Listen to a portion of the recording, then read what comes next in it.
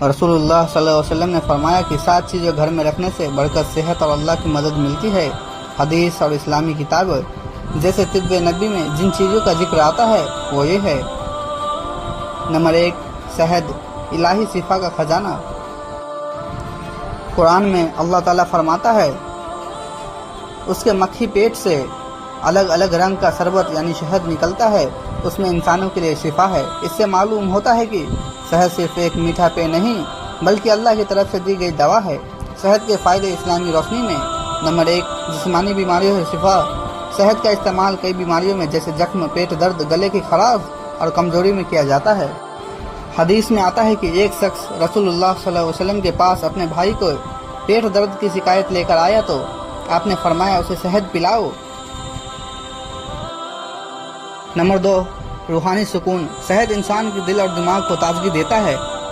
जब इंसान परेशानियों में शहद का सेवन करता है तो उसको कुदरती इत्मीनान महसूस होता है। नंबर 3, ताकत और ताजगी। शहद जिस्म को एनर्जी देता है, ये बीमारियों से लड़ने की ताकत बढ़ाता है। सहाबा किराम रज़ियल्लाहु अन्हुम सफ़र और जंग में शहद का इस्तेमाल किया करते थे। नंबर 4, इलाही नेमत। शहद उन नेमतों में से है जिन्हें अल्लाह ने इंसान की भलाई के लिए बनाया।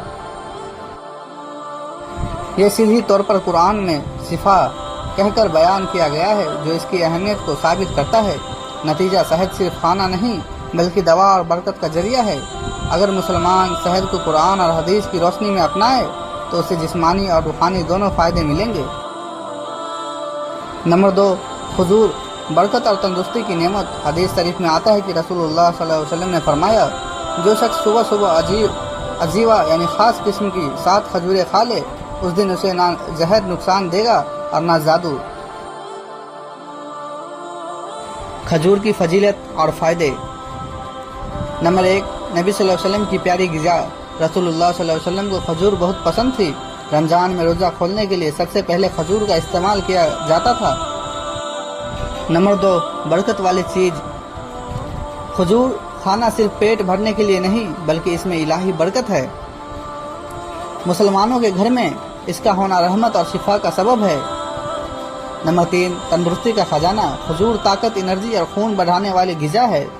बच्चों और बीमारों के लिए भी बहुत फ़ायदेमंद है। नंबर 4, रूहानी हिफाजत। ख़ास तौर पर अज़बा खजूर से शिफा और हिफाजत की दुआ जुड़ी हुई है। हदीस के मुताबिक ये जादू और जहर से बचाव का सबब बनती है। नतीजा, खजूर घर में रखना और खाना सिर्फ सेहत का मसला नहीं बल्कि सुन्नत और बरकत का जरिया भी है। इसलिए मुसलमानों को चाहिए कि वो अपने घरों में हमेशा खजूर जरूर रखें। नंबर 3, कलौंजी। हर बीमारी की शिफा। हदीस शरीफ रसूलुल्लाह सल्लल्लाहु अलैहि वसल्लम ने फरमाया कलौंजी हर बीमारी से शिफा है सिवाय मौत के। कलौंजी की फजीलत और फ़ायदे। नंबर 1, इलाज का खजाना। कलौंजी को अल्लाह ताला ने हर बीमारी का इलाज बनाया है। चाहे छोटी बीमारी हो या बड़ी, कलौंजी का इस्तेमाल शिफा का जरिया बन सकता है। नंबर 2, नबी सल्लल्लाहु अलैहि वसल्लम की बताई हुई दवा।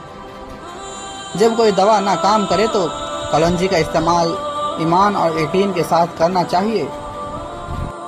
इसमें अल्लाह की तरफ से शिफा रखी गई है। नंबर 3, सेहत के लिए मुफीद। कलौंजी पाचन, दिल, सांस और दिमागी सेहत के लिए फ़ायदेमंद है। इसका तेल भी इस्तेमाल किया जाता है। नंबर 4, रूहानी असर। कलौंजी सिर्फ जिस्मानी बीमारी के लिए ही नहीं बल्कि रूहानी परेशानियों में भी राहत का सबब बनती है।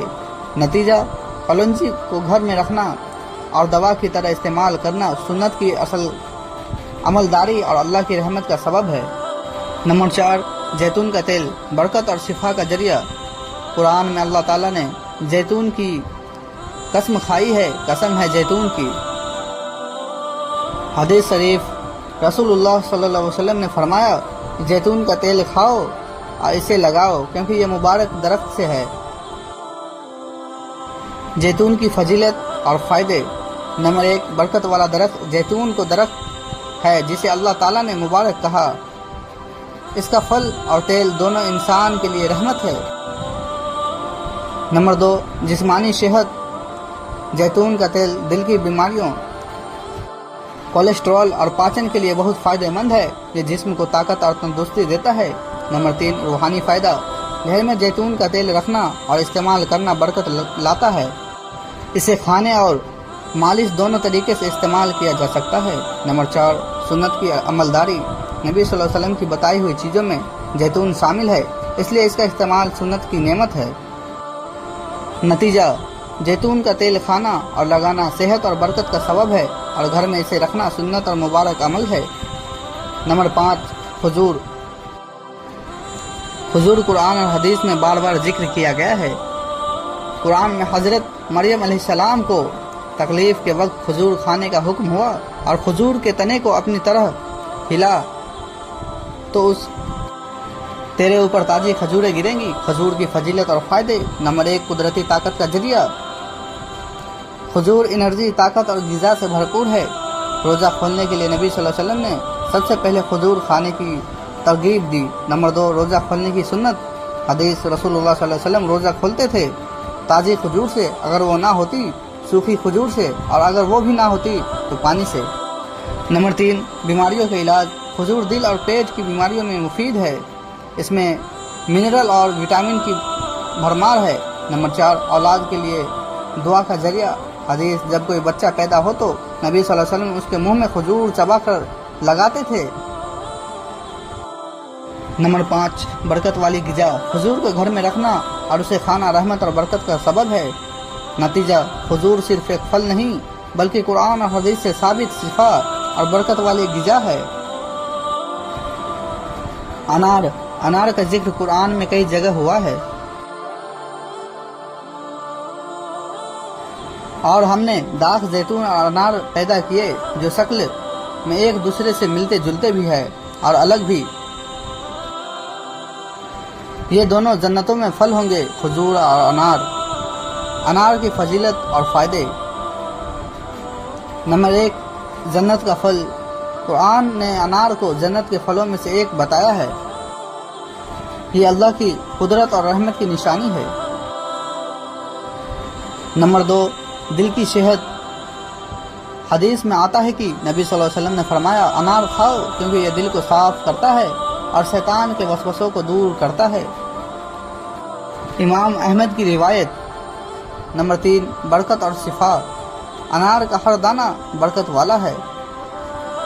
रिवायत, कोई भी अनार ऐसा नहीं जिसमें जन्नत का एक दाना ना हो। तफसीर इब्न कसीर। नंबर 4, जिस्मानी तंदुरुस्ती। अनार खून साफ करता है, पेट और जिगर के लिए मुफीद है। इसमें ताकत और ग़िज़ा का खजाना है। नंबर 5, रूहानी असर। अनार इंसान के दिल को नरम करता है और अल्लाह की नेमतों का एहसास दिलाता है। नतीजा, अनार सिर्फ दुनिया की सेहत के लिए ही नहीं बल्कि जन्नत की नेमतों की याद दिलाने वाला फल है। पानी। कुरान में पानी को जिंदगी की बुनियाद बताया है। हमने हर जिंदा चीज को पानी से पैदा किया। अल्लाह ने पानी से हर चलने फिरने वाले को पैदा किया। पानी की फजीलत और फ़ायदे। नंबर 1, जिंदगी की नींव। इंसान, जानवर, पौधे सबकी जिंदगी पानी पर कायम है। अल्लाह ने पानी को रहमत और ज़रूरी नेमत बनाया है। नंबर 2, पाकीज़गी का जरिया। वज़ू और गुस्ल पानी से किए जाते हैं। हदीस, पानी पाक है और पाक करने वाला है।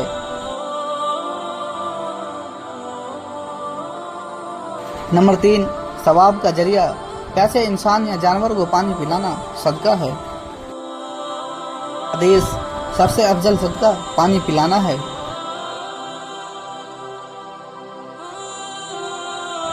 नंबर 4, क़यामत का साया। हदीस, जिसने किसी प्यासे को पानी पिलाया अल्लाह उसे क़यामत के दिन अपनी रहमत के साए में रखेगा।